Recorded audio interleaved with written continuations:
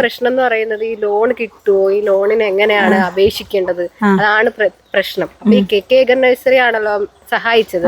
അപ്പൊ അവര് അതിനുള്ള എല്ലാ സപ്പോർട്ടും നൽകിയിരുന്നോ? അതായത് സബ്സിഡിയും ലോണിന്റെയും കാര്യങ്ങളെല്ലാം അപേക്ഷിക്കാനും സബ്സിഡിയുടെ കാര്യത്തിലായാലും കുറെ കാര്യങ്ങളുണ്ടല്ലോ, അതിന് മാം എന്തൊക്കെയാ കൊടുത്തിട്ടുണ്ടായിരുന്നത്? ചേച്ചി എങ്ങനെയാണ് ഈ കോഴി വളർത്തൽ സംഭവത്തിലേക്ക് വന്നത്? ആദ്യം എൻ്റെ വീട്ടിൽ നിന്ന് ഞാനൊരു 5-6 കോഴീനെ കൊണ്ടുവന്നിട്ട് അങ്ങനെ എനിക്ക് വീട്ടില് കുട്ടികളുടെ ആവശ്യത്തിന് വേണ്ടി 5-6 മുട്ട കൊണ്ടുവന്ന് അങ്ങനെ ഒരു ആവശ്യം വേണ്ടി മാത്രമേ ഉള്ളായിരുന്നുള്ളൂ. പിന്നെ വിചാരിച്ചെന്നാൽ കുറച്ച് കോഴിയെ നമുക്കൊരു 50 ഇട്ട് നോക്കിയാലോന്ന്. അങ്ങനെ ഇട്ട് നോക്കി വളർത്താനൊരിത് വന്നു. പിന്നെ എന്താ പറയുന്നത്, പിന്നെ എനിക്കിങ്ങനെ ഒരു ആഗ്രഹം ഉണ്ടായിരുന്നു, ഫാം നടത്തണമെന്ന് അങ്ങനെ ഒരു ആഗ്രഹം ഉണ്ടായിരുന്നു.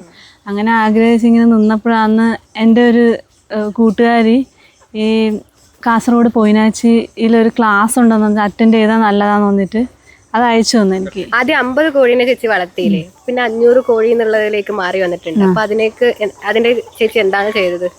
അത് ഞാനിങ്ങനെ അപ്പം അവിടെ നിൽക്കുന്ന മാഡം പറഞ്ഞു ഓക്കെ നമുക്ക് നോക്കാമെന്ന് പറഞ്ഞു. ഏത് ലോണായിരുന്നു? അല്ല, സാധാ ലോണിനെ കുറിച്ചാണ് ഞാൻ ആദ്യം ചിന്തിച്ചത്. ഇതിനെക്കുറിച്ച് എനിക്ക് ഒരു വിവരവും ഇല്ലായിരുന്നു. ഞാൻ ആദ്യം ചിന്തിച്ചു. അത് കഴിഞ്ഞപ്പോൾ എൻ്റെ ഒരു ഫ്രണ്ട് എനിക്ക് ഈ കാസർഗോഡ് പൊയിനാച്ചിൽ ഒരു ക്ലാസ് ഉണ്ടെന്ന് വീഡിയോ അയച്ചു തന്നു, ഒരു നോട്ടീസ് അയച്ചു തന്നിട്ട് ഞാൻ അങ്ങനെ ആ ഫോൺ നമ്പറിലേക്ക് ബന്ധപ്പെട്ടു. അങ്ങനെ ബന്ധപ്പെട്ട് ആ ക്ലാസ് അറ്റൻഡ് ചെയ്തപ്പോൾ ഈ PMG ലോണിനെ കുറിച്ചും ഇങ്ങനെ PMGൻ്റെ അതിനെക്കുറിച്ച് എന്തെല്ലോ ഇതിൻ്റെ ആശയങ്ങൾ എന്നോട് പറഞ്ഞു. അപ്പം എന്നിട്ട് ഞാൻ ആ ക്ലാസ്സിൽ നിന്ന് ഇങ്ങനെ ഇറങ്ങി സാറിനോട് ഞാനിങ്ങനെ പറഞ്ഞു, എന്താ വെച്ചാൽ എനിക്ക് വേഗം തന്നെ ഇത് സ്റ്റാർട്ട് ചെയ്യണം,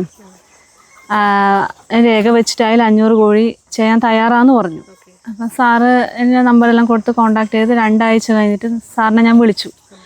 സാറിനെ വിളിച്ചപ്പോൾ നമുക്ക് നോക്കാമെന്ന് പറഞ്ഞു. എന്നിട്ട് സാറ് ഒരാഴ്ച കഴിഞ്ഞിട്ട് എന്നോട് പറഞ്ഞ് സൗമ്യ എന്തായാലും ഇത്രയും നാൾ നിന്നില്ലേ, ഒരാഴ്ച കൂടെ വെയിറ്റ് ചെയ്യ്, നമ്മൾ PMGൻ്റെ പുതിയ പദ്ധതി സ്റ്റാർട്ട് ചെയ്തിട്ടുണ്ട്, നമുക്ക് നോക്കാമെന്ന് പറഞ്ഞു. അതിന് വേണ്ട പേപ്പറെല്ലാം നമ്മളൊന്നും ബുദ്ധിമുട്ടേണ്ടി വന്നില്ല, എല്ലാം ചെയ്തു തന്നു. KK എഗ്ഗേഴ്സിന് ആദ്യം ലോണ്, പിന്നെ ആവശ്യമായ രേഖകളെല്ലാം തയ്യാറാക്കുന്നത്, കോഴി കൂട് എല്ലാം എനിക്ക് KK എഗ്ഗേഴ്സ് ഹെൽപ്പ് ചെയ്തു തന്നു. ഇപ്പൊ ഈ ലോണിലേക്ക് എന്താ സഹായം ചെയ്ത്? ലോണിലേക്ക് എത്തിപ്പെടാൻ എങ്ങനെയായിരുന്നു അവര് ഹെൽപ്പ് ചെയ്തിട്ടുണ്ടായിരുന്നത്? ഹെൽപ്പ് ചെയ്യുന്നത് വെച്ചാൽ ഞാൻ പറഞ്ഞില്ല, ആദ്യം 500 കോഴീൻ്റെ ഒരു ഇതേ ആശയം എനിക്ക് മനസ്സിലുള്ളായിരുന്നുള്ളൂ.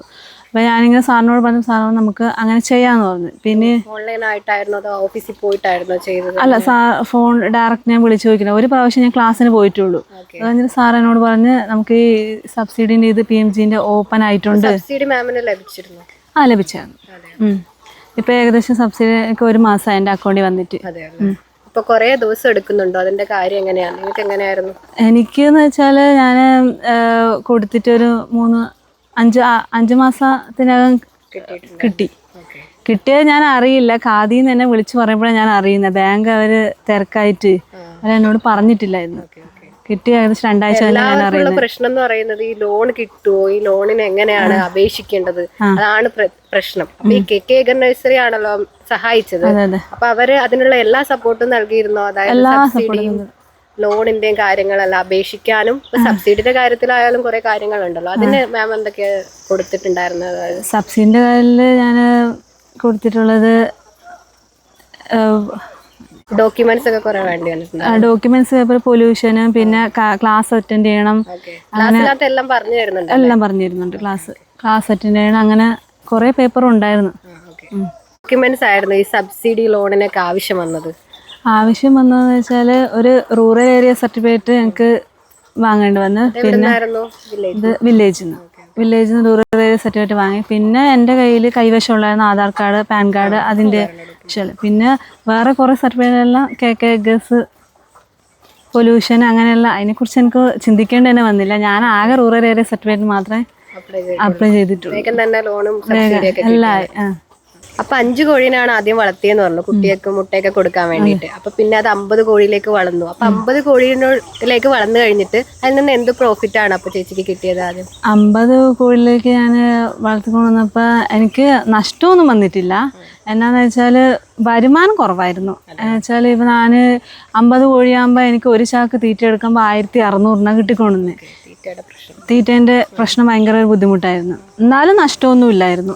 ഇങ്ങനെ അതിലൂടെയാണ് പിന്നെ എനിക്ക് തോന്നിയത് കുറച്ചും കൂടി എണ്ണം വർദ്ധിപ്പിച്ചാൽ എനിക്ക് എന്തെങ്കിലും ഒരു തീറ്റേൻ്റെ എല്ലാവരും വീഡിയോസ് എല്ലാം കണ്ടിട്ട് ഇങ്ങനെ അധികം വർദ്ധിപ്പിച്ച് കഴിയുമ്പോൾ നമുക്ക് തീറ്റ പൈസ കുറഞ്ഞു കിട്ടും, പിന്നെ അതിൻ്റെതായ ഒരു മാറ്റം ഉണ്ടാവുമെന്ന് ഇങ്ങനെ വീഡിയോസ് എല്ലാം കണ്ടിട്ട് ഒരു താല്പര്യം തോന്നി.